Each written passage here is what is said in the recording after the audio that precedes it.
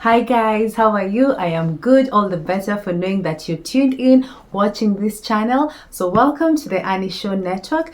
So today I just want us to relax as I tell you a story session of someone I lived with, and I experienced and noticed all these things that I'm about to tell you as he went through it. And I just want you guys to pick a few lessons of things you should not do and things you should do when you come to the UK. Okay? So this person, let's give him a name. Let's say he's called Mark, okay? Because we don't want to use the real names. So I was living with Mark when we came, and we were just living together because we both came on skilled worker visa, and so we started going to work together. And you know what would happen? We would go to work at 6 o'clock in the morning, and then it will be working all the way till around 5 o'clock or 4 o'clock, depending on how late we will sometimes finish.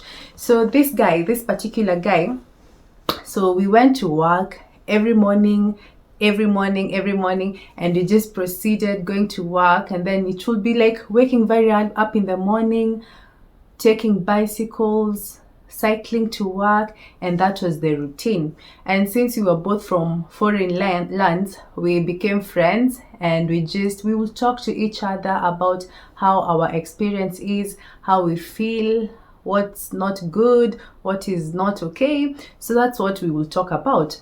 So this particular time, he came to me and he was telling me, Anne, I think there's a problem in that place we work. And I was like, what's the problem? Those people are not normal. And so I thought, not normal? What do you mean they're not normal? The way they work so hard, and we don't even talk to each other, like in a proper work environment. And I think there's something wrong. Anyway, so this guy was like he was very quiet and observant. And so I told him, just get that thing out of your mind. What you need to do is just focus, work. And when you come on skilled worker visa, you're supposed to like work for that particular sponsor for 5 years. And once you finish the 5 years, you then apply for your indefinite leave to remain. And after indefinite leave to remain, you can then apply for your British passport. And that is always normally the agenda. That's like the end goal. So regardless of what you're going through in the middle, that's the end goal. So I told him, you just relax, just go to work, do what you're supposed to do, and then later come back home and just relax, like just do what is required of you. So he continued, he would go to work, come back, but then I felt like it was maybe too much for him, because he started saying that he's not going to work. And why was he not going to work? He will just not wake up in the morning, and he would actually just stay in his room, and then when we would go to work, he would not go to work. So this particular day, I woke up, cycled to work. When I got to work, because he's normally my neighbor, or rather he was opposite me, I noticed he's not at work. And it's a big place, whereby when it's a big place, but then somehow we get to know each and every person. So when he was not at work, people realized, where is Mark? And so I said, he's probably at home, because I thought he would follow me. And the mistake he did not even communicate with the employers to say the reason why he's not coming to work. So of course he was called, and then the employers told him, like the employer asked him, why did you not come to work today? Then he said, I was not feeling well, which is a legit reason. But then he should have told them, today I'm not coming to work because I'm not feeling well. Anyway, so the employer told him, that's okay. So what you will do, you go to the doctor, see the doctor, and tell the doctor that you're not feeling well, so that he can give you medication. So that was that day. The following day, apparently he also did not come to work again. So when I went back home, I asked him, what is wrong? Like, why did you not come to work? Then of course he said he's having a knee problem. So when he's standing for so long, it starts aching. So that was his problem. So I asked him, okay, so did you go to the doctor? Because you need to go to the doctor. And then he said, I went to the doctor, but I did not see the doctor. The story was just not adding up totally. So I was like, okay, you need to go to the doctor, and if you did not go to the doctor, then you need to communicate with the guys, the employers, and tell them that you went but you did not find the doctor. So this is what happened.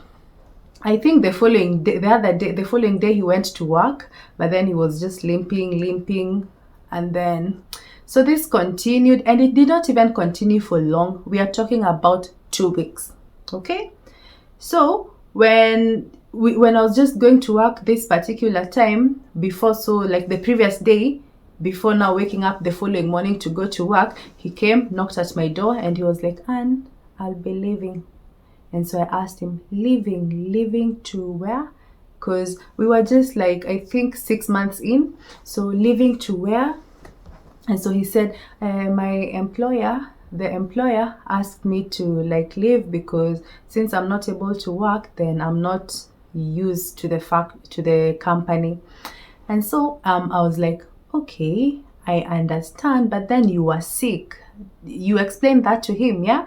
And then he said, yes, I said, but then he said that since I've not been working and I've not been going to work, I am now no longer supposed to continue working with them. So can you imagine? So this is where the whole calamity begins.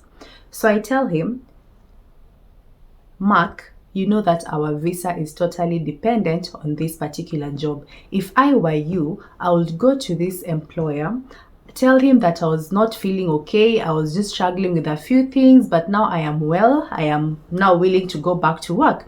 So that is what I told him to do. So apparently, I think either he did or he did not, but then the following morning, he was now packing his bags to head where? To Northampton. Okay? Just a place in England. So he went to Northampton, and so I felt sad for him. And no, now because you've stopped working in the job that brought you to the country, what happens is your sponsor alerts the Home Office that you're no longer working with them, and therefore that once the Home Office know, then they already know you're not working with the sponsor. So what you're supposed to do is either go and find, it's actually just one way, go and try finding another sponsor, another sponsor who will get you a certificate of sponsorship. So that was the agenda. So he went down to England to go and find a sponsor who would sponsor him, and that was what happened. So since we had been close, since we had been talking, and I honestly knew that the route he's taking, I don't know what will happen to him, so I always followed up, I always checked on him. So he went to England, and I would call him once he arrived, like, hey, what's up? What are the programs like? Have you managed to find a sponsor? And he will tell me, it's really hard to find a sponsor, but I'm working on it. So, and at this particular time, when we came, we were given a 1-year visa, which is to be extended upon working. So I knew very well his visa was about to expire. Okay, so I asked him again, like I would always research and find out, what has happened? Have you managed to find a sponsor? So what happened is, this particular time, he told me that he has managed to find a sponsor, and it was very expensive for him. He actually had to pay £20,000. That's a lot of money. He had to pay £20,000 to find this sponsor, and he's now working in a care home, and at least the visa was a 5-year visa. No, he actually told me a 3-year visa. So I was so happy for him, and I told him, oh, that's really nice, I'm happy for you, at least you managed to find something for yourself. So that was what he told me, and I was like, oh, that's really good, I'm happy for you. So after that, I was like, okay, that's good. Then later, I just called to check up on him, and he told me, I asked him, so how are you? How is the job getting on? How is everything? And so now this is when he was now opening up to everything that has happened. So first and foremost, apparently he did not succeed in getting a sponsor. Okay, so it seems like the 20,000 job that he said he got to get, he had to pay £20,000 to get this particular job. Either he did not pay, or it was probably just not true, or the opportunity did not exist, or maybe it was too much for him to pay. So the point is, or rather the thing is, he did not get a sponsor. So where does that place him? He did not get a sponsor, and at this particular time, we are talking about way after his visa has expired, and that automatically makes him illegal. You see how these things like start adding up? So that makes him illegal. So I asked him, so what are you doing? What's happening? What's going on in your life? So he told me at the moment he got a job, and this job is paying him cash in hand. And when I say cash in hand, this means it's not going through the bank. So he gets paid cash. And you know, the thing about being paid cash is the fact that you don't even get paid the amount that you're supposed to get paid. Do you understand? The fact that it's already cash in hand, it's like a favor, so you don't get the standard payment. So that is the first disadvantage. And then number two, I asked him how will you even continue staying in the country. And this is when he opened up and told me, so at the moment, I am now trying to apply for asylum as a refugee. So I asked him, so how does that operate? And then he told me he has gotten an immigration lawyer to help him with his case. And good thing is that he does not have to pay for the immigration lawyer. Like it's now like free of charge. He doesn't pay for that. And I was like, okay, that is good. But then what happens? And so he was just telling me he really does not know his status, or rather he's just waiting upon things to be all right, you know, depending on someone to just give him like good response, and just waiting for like what will happen next. And you know, I did some research myself in relation to the asylum, seeking for asylum. And then the thing I realized is you're supposed to seek for asylum upon arrival in the country.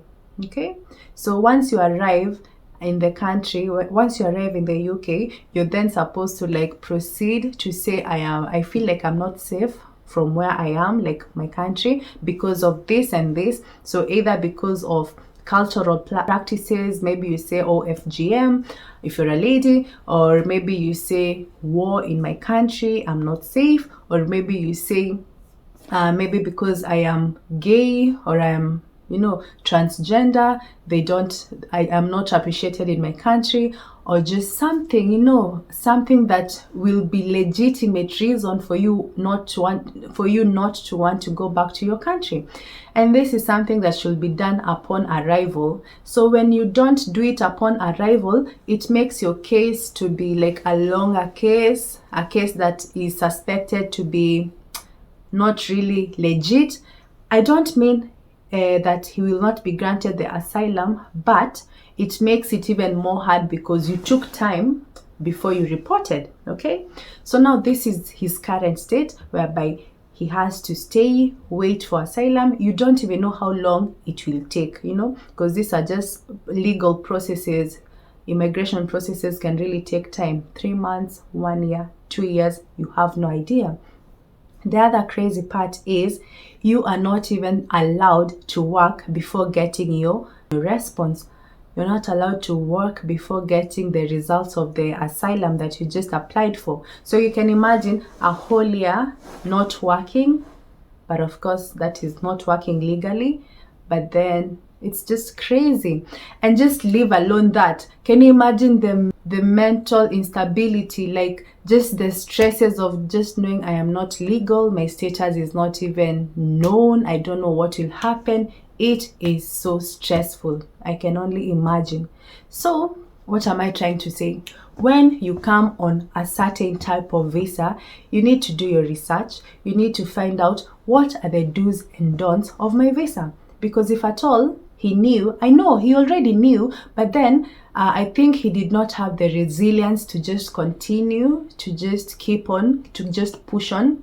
It doesn't get easy. You might think it gets easy when you get here, but then you find other challenges. So you need to know what type of visa you are. And if at all you want to switch, because we have people who switch, if at all you want to switch, you need to do your research right, so that you know which visa can I switch to, which visa is appropriate for me to switch to. Because you can switch from skilled worker visa to spouse visa. That is, if you're married, you can decide to switch from skilled worker to spouse visa, or you can even switch to the reverse, spouse visa to skilled worker visa, whereby you're married but then you want another skilled worker visa. You can switch that way.